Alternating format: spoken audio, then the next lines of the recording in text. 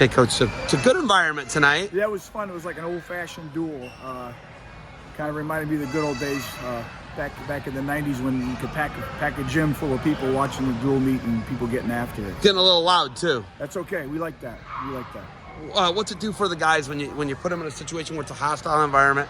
And, hey, we're close. We're crosstown rivals, right? But you put them in an environment like that, it's loud, it's gritty. You always say it's friendly rivals, but I got a great deal of respect for Coach Toth and his program. When we were really down, like 2 years ago, we had like 8 kids on the team.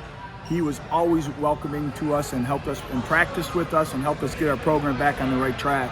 And he's an awesome guy, and they're lucky to have him here. So I really do mean friendly rivals. I'm glad that we gave them a little bit to think about when we met them earlier in the season.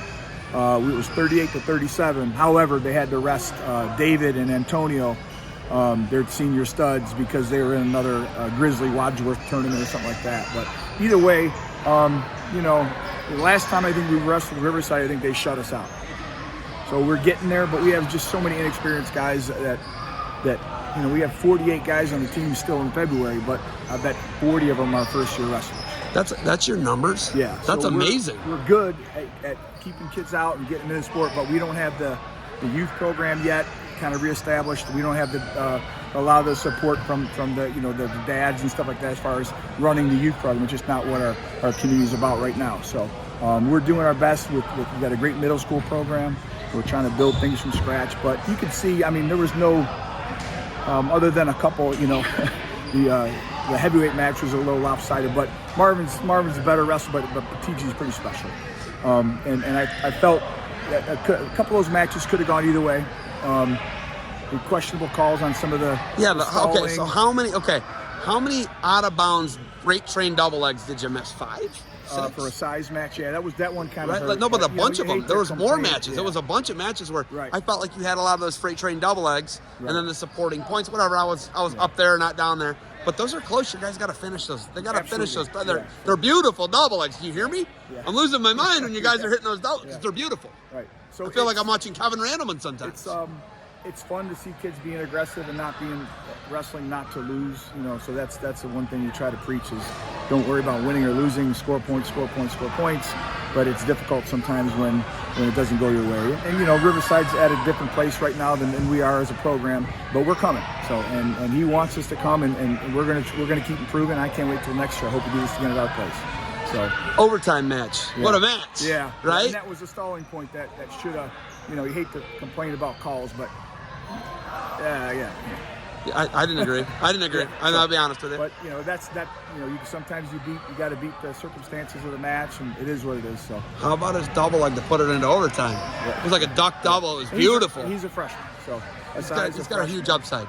Yeah, and our 190 is a first-year wrestler, even though he's a first-year wrestler. The guy who got the body lock right away in the first period. So he just doesn't know what he's doing yet in the weird situations that you learn when you're got a couple years experience. So I have nothing against the way my kids performed tonight. It's just that things didn't go our way, and they were ready for us this time. It was their senior night. They were jacked up. So, hey, good for them.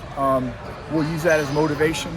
We always kind of talk about a motivating factor is to think about what your opponent's doing when you're at practice and it's not going so well. So this would be hopefully fuel for us to get better and keep our program moving in the right direction. So. Have kids changed? You were a heavyweight state placer. You were third in the state. Yeah. Rich Frummel's out there talking. He's like, hey, he was third in the state. Yeah. Rich was a champ, right? And you guys you're like 80. You're 80s guys, though, 91, right? yeah. 91. Yeah. You're 80s. 2 years in the 80s, 2 years in the 90s, right? This guy ain't he's not your 80s and 90s heavyweight. Right. The kids are just how is this evolution? And it hasn't been that long. How are we getting the athletes like we're getting now? Well, I don't know that I would say that across the board. I think Bottigi's pretty special. He's a Division 1A athlete. But across the board, it's been interesting to see how kids have been having access to techniques and things like that, and specializing in certain techniques. Yeah, but he's first team All-State in football. This is the guy who does a bunch of, you know what I mean? He is special. So that's pretty awesome. Yeah, right? I love multi-sport athletes. What school did you go to? Mayfield. So you're a Mayfield guy. Yeah. So Paul Long would have been the guy you looked up to. He was my hero. And he played football with Rich at Ohio State. Wrestling and track, and I did those exact. I threw discus, I threw shot, all because Paul Long did it.